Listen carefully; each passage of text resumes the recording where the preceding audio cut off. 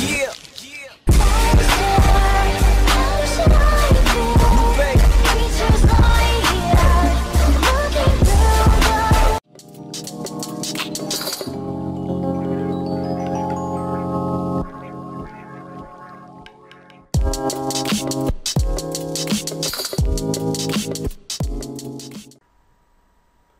Hey guys, what's going on? Salut, c'est James et bienvenue dans ce nouveau tuto sur After Effects. Donc dans cette vidéo, je vais vous montrer comment réaliser un petit effet que l'on avait vu précédemment. Avant tout, je vais vous parler de mon émission que j'ai lancée la semaine dernière. Donc aujourd'hui, nous sommes au jour numéro 10, je crois, ouais, 10, 9 ou 10, je sais plus trop. J'en ai déjà fait tellement là. Donc ça fait déjà une semaine que j'ai lancé l'émission. Donc en fait, c'est une émission qui vous permettra en 30 jours d'apprendre les bases sur Photoshop. Donc moi je trouve ça vraiment utile, donc si ça peut vous aider, même si vous êtes, vous avez un niveau confirmé, je pense, enfin, il se peut que vous appreniez des choses en regardant, donc jetez un petit coup d'œil. Si vous n'avez pas encore vu l'émission, jetez-vous sur YouTube, tapez youtube.com/show 30 jours pour apprendre Photoshop. Vous avez la possibilité aussi de vous abonner, donc allez vous abonner et faites un clic clic clic. Voilà, donc si vous voulez impressionner votre copine, votre mère, votre père, votre chien, également en lui faisant un petit montage sympathique et tout, ouais, votre hamster et voilà. Je vous conseille d'aller jeter un petit coup d'œil sur 30 jours pour apprendre Photoshop, voilà, tranquillement. Donc aujourd'hui, ce que nous allons apprendre à faire, c'est un petit effet que je vous ai montré assez récemment, enfin récemment la semaine dernière, je crois, ouais. Et on m'avait demandé de réaliser ceci. Voilà. Donc c'est assez sympathique, je trouve, hein. Donc pour les montages vidéo, c'est Fashion. Donc tout se passe sur After Effects. J'utilise After Effects CS6, mais bon, c'est faisable sur tous les CS, sûrement. Donc moi, je pars de CS4 à CS6, c'est faisable. Le reste, CS3, ouais, sûrement. Donc c'est assez sympathique, je vous montre. Donc il s'agit en fait d'une intégration de couleurs et d'une intégration de vidéo par la suite. Donc intégration de vidéo et l'intégration de couleurs se fait un peu plus en avant. Donc ici. Vous aurez pu remarquer pardon, que j'ai rajouté, enfin il y a un petit effet organique sur la couleur, donc ça c'est pour le fashion, c'était pour le style, hein. Donc c'est pas nécessaire vraiment. Voilà, passons maintenant sur After Effects.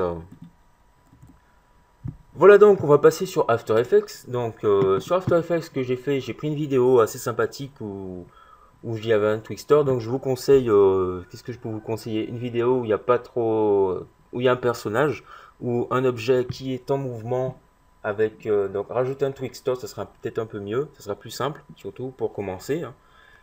Une vidéo avec un personnage qui bouge ou qui est immobile ou entre autres la caméra ou une caméra qui bouge sur le personnage. Je pense notamment à une rotation de la caméra autour du personnage ou voilà, pas trop de zoom hein, en fait, hein. Voilà, donc j'ai ma vidéo ici. Je vais juste la glisser dans une composition ici, donc ça crée une composition aux mêmes dimensions que la vidéo. Donc ici je passe en un quart, pourquoi? Donc déjà pour chercher le moment où ma vidéo, où je vais, voilà. Donc c'est ici, à peu près ici. Donc là je fais un CTRL SHIFT D pour couper, pour virer le morceau ici. Je fais glisser et j'ai pas besoin de tout le morceau, hein, mais à peu près ici. Donc j'ai activé le calque, enfin la grille de transparence, vous verrez pourquoi par la suite. C'est notamment pour voir, pour avoir mon petit effet sympathique. Donc là je me mets à peu près à la fin du Twixtor. Ici je fais un CTRL SHIFT D pour couper et virer l'autre partie. Donc je réduis la taille de la composition comme ceci. Là ce que je vais faire, je vais dupliquer ma composition, donc CTRL D.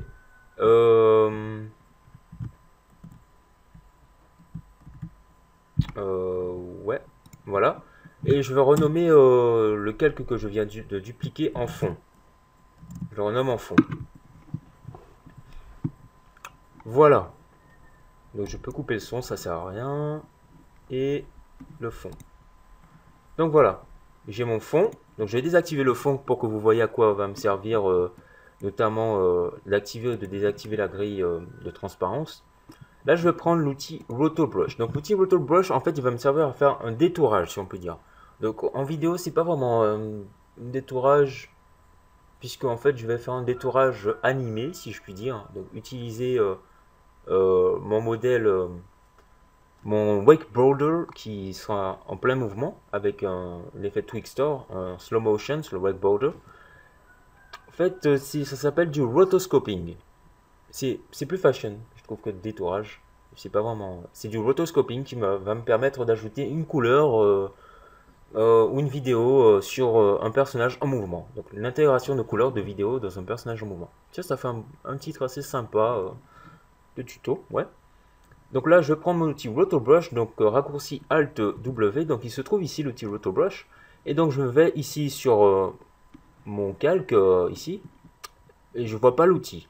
Donc bizarre, vous allez me dire. En fait, cet outil, il fonctionne uniquement sur le calque et non pas en mode composition. Donc il me suffit en fait de cliquer sur ma composition, enfin sur mon calque, de double-cliquer dessus, et là je passe tout de suite en mode calque.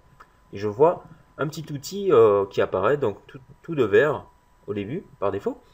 C'est un cercle avec un petit plus qui va me permettre en fait de faire une sélection.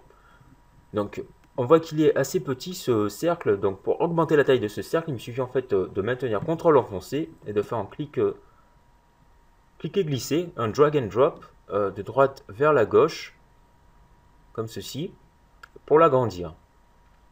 Donc bien entendu, je peux enlever une sélection, enlever des parties d'une sélection en maintenant la touche Alt enfoncée, donc, et je vois qu'il est devenu tout rouge avec un petit signe moins. Donc je vais faire ma sélection. Donc tout en faisant ma sélection, je vous dis que je vous conseille plutôt en fait de faire un CTRL Z plutôt que... Donc je vais plutôt me déplacer un petit peu plus au début, ouais. Voilà. Ah, voilà. J'ai failli oublier. Donc de faire un CTRL Z au lieu d'enlever toute la sélection tout de suite, parce qu'il peut y avoir des fois, vous faites une sélection, vous effectuez une sélection et il prend pas trop en compte. Je vais vous expliquer ça tout de suite. Donc ce qu'il faut d'abord faire, repasser en mode composition et placez-vous en mode intégral. Donc prenez le meilleur mode, je vais vous expliquer pourquoi.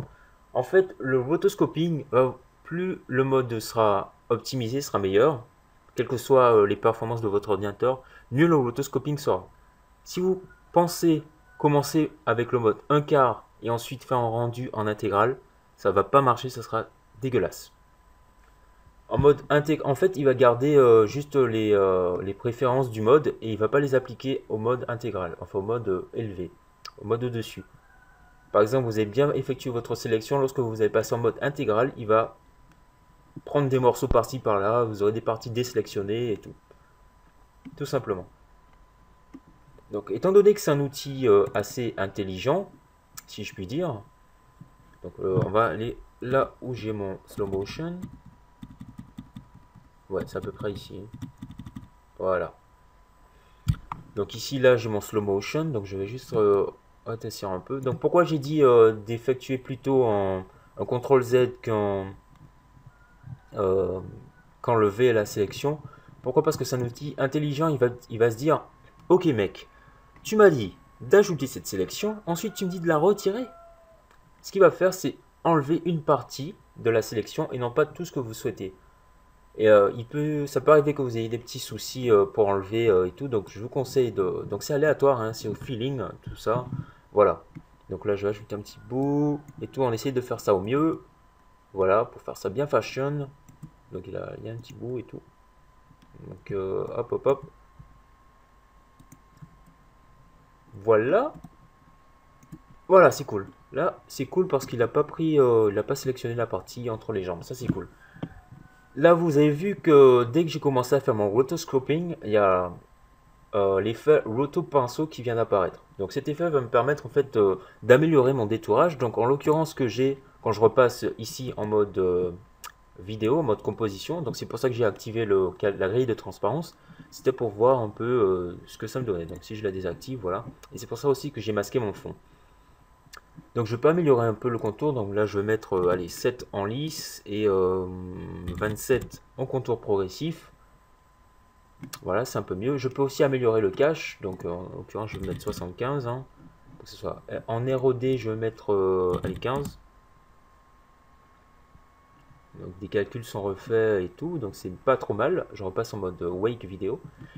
Et là, je vais me déplacer un peu sur ma timeline. Donc pour me déplacer sur ma timeline, je ne vais pas utiliser la souris, mais je vais utiliser les raccourcis, enfin les flèches haut de page et bas de page, pour avancer et reculer sur ma timeline. Là, je peux notamment utiliser la bordure alpha pour l'afficher ou pas. Donc là, je vais la désactiver, hein. Là, j'avance sur ma timeline.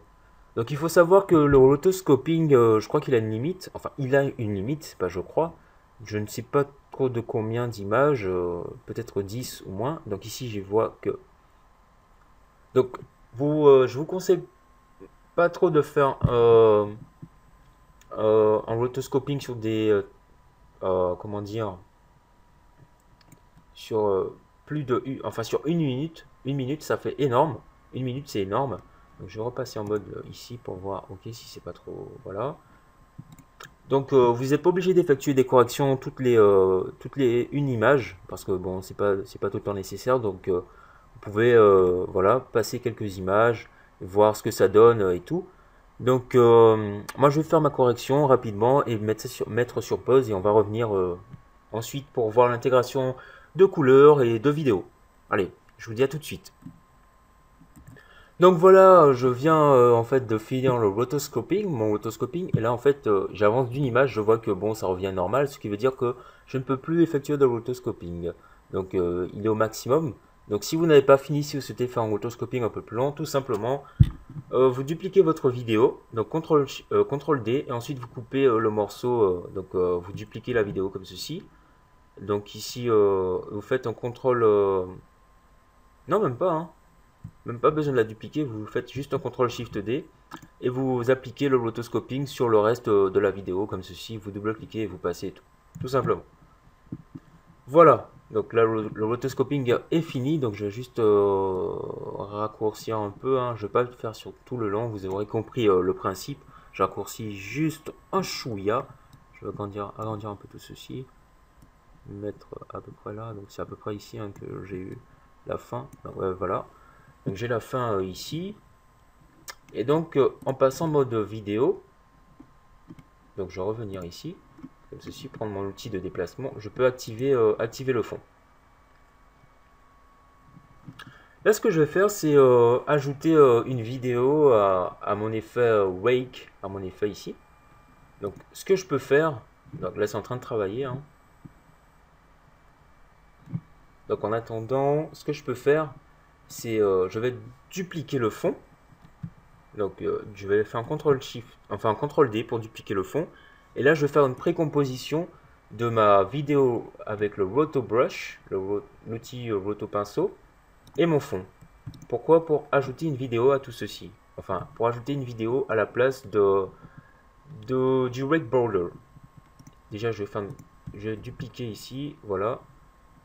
Et voilà. Je vais juste masquer ceci. Je fais un contrôle, donc je sélectionne mes deux calques, je fais un contrôle shift C pour faire une précomposition et j'appelle ça vidéo. Donc pourquoi j'ai dupliqué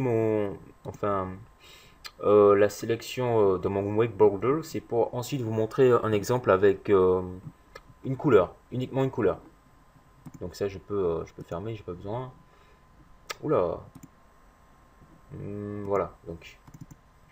Voilà, donc ma vidéo elle est comme ça. J'ai mon détourage qui est là, ici. Donc ce que je vais faire, c'est juste, en fait, passer en mode option et mode, donc raccourci F4, hein, et aller chercher calque, donc et placer mon fond en alpha. Voilà. Et ce que je vais faire ici, j'ai placé mon fond en alpha. Je vais juste déplacer le fond, donc notamment je vais prendre une partie comme ça, faire glisser mon calque, le faire glisser comme ceci, hein, pour que la vidéo ait un autre, pour que ça change. Parce qu'en fait les deux vidéos étaient superposées et on voyait uniquement le wake border. Donc là j'ai juste modifié et tout pour que j'ai une autre vidéo. Et là on voit une partie qui est ici, donc si je repasse ici, là je vois... Donc je peux voir le wake border avec donc une autre partie. Je vous fais une petite preview. Donc on va faire la petite preview, voilà ce que ça donne, hein. Là j'ai le wake border. Et voilà. Donc ça donne ça, hein. Voilà ce que ça donne. J'ai ma vidéo comme ceci. Donc c'est assez sympa. Bon. Donc ce que je peux faire aussi, c'est ajouter, donc ici j'active ma vidéo. Créer un nouveau solide, CTRL Y, de la couleur au choix. Voilà, placer le solide juste en dessous et placer également en mode alpha. Et donc ça aura pour effet de placer la couleur, juste la couleur.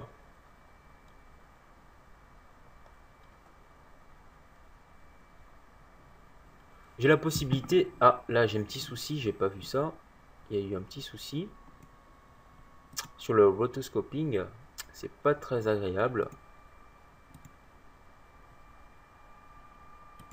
Donc ça c'est des petits soucis qui peuvent arriver. Je m'étais pas rendu compte, ça c'était au début je crois. Je crois que j'avais commencé là, j'ai dû faire quelque chose. Ouais ça c'était le début, j'ai pas commencé jusqu'au début, donc c'est pas trop grave, hein. Donc il faut juste faire assez attention. Je peux ajouter une teinte des effets divers, hein. Notamment si je mets ça dans une précomposition. Donc voilà, je mets tout ça dans une précomp. Voilà, je la renomme. Je vais juste créer deux calques d'effets. Donc je vais le dupliquer. Sur le premier, je vais appliquer un effet bruit fractal. Donc je fais un clic droit, bruit grain, bruit fractal. Voilà, hein, j'ajoute tout simplement. Je mets dynamique progressive. Voilà, la complexité. Et là, je vais appuyer sur Alt et ajouter une fonction. Donc, je maintiens Alt et je clique sur Evolution pour saisir une fonction. Donc, time 250, par exemple. Non, pardon, time fois 250. J'ai oublié le fois. Voilà, voilà, fois 250. Oula. Je peux également ajouter ici une color correction, teinte et saturation, donc qui va me permettre de se déplacer, donc redéfinir la teinte, notamment ici. Donc j'ajoute encore la fonction time fois, je peux mettre 300, hein. Voilà, hein. Comme ça, ça lui permettra d'augmenter tout au long. Donc il y a quand même un petit souci, j'aime pas trop ça, mais bon, voilà, hein. Ouais, donc je vais quand même réduire. Donc on peut aussi réduire l'intensité, le contraste, hein. Augmenter le contraste ou le réduire et tout. Voilà, l'opacité, réduire un peu l'opacité. Donc voilà. Et au final, si je retourne dans ma compo, ça me donne ça. Donc la couleur varie, hein. Une couleur variable et tout. Donc voilà, c'était à peu près tout ce qu'il y avait à savoir, hein, sur cet effet rotoscoping. Et voilà, donc ça rame un peu, désolé. Donc voilà, l'effet n'est pas extra parce que bon voilà, hein, j'ai pas coupé le début de la vidéo. Donc on va revenir à la partie qui est ici en l'occurrence. Voilà, donc une petite preview image par image, ça donne ça. On voit la couleur qui change en même temps assez rapidement et on voit un petit effet organique qui est dû au bruit fractal, fractal noise, voilà, tout simplement. Donc c'était sympa. On a aussi l'intégration de vidéos comme vous avez pu le voir. Donc j'espère que ce tuto vous a aidé, que vous allez l'utiliser. Donc n'hésitez pas à mettre le lien vers un petit rendu de votre tuto, je sais pas, dans un petit montage et tout. Voilà, donc comme je l'ai dit précédemment, n'oubliez pas d'aller jeter un petit coup d'œil sur 30 jours pour apprendre Photoshop. Voilà, et un petit like, un petit j'aime, un petit commentaire si vous avez des soucis, un petit commentaire, allez sur la page fan, le Twitter, le Facebook. Et voilà, donc merci d'avoir regardé, thanks for watching guys, and peace out, et restez connectés.